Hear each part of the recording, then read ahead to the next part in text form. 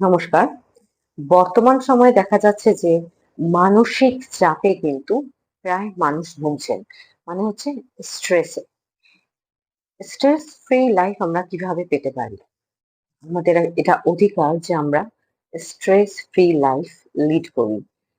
তাহলে কিভাবে stress free life আমরা লিড করতে পারবো? তার জন্য একটা সূত্র হচ্ছে যে ফিজিক্যাল হেলথ, মেন্টাল হেলথ এবং তার সাথে স্পিরিচুয়াল হেলথ এর মধ্যে একটা তালমেল কিন্তু থাকা দরকার। মানে একটা সিনক্রোনাইজেশন কিন্তু থাকা দরকার।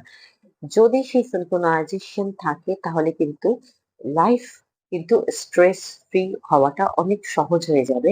আর যদি তালমেল বা এই সিনক্রোনাইজেশন যদি না থাকে তাহলে কিন্তু সহজেই কিন্তু স্ট্রেস ফ্রি একটা সুন্দর জীবন কিন্তু যাপন করা সম্ভব হবে না।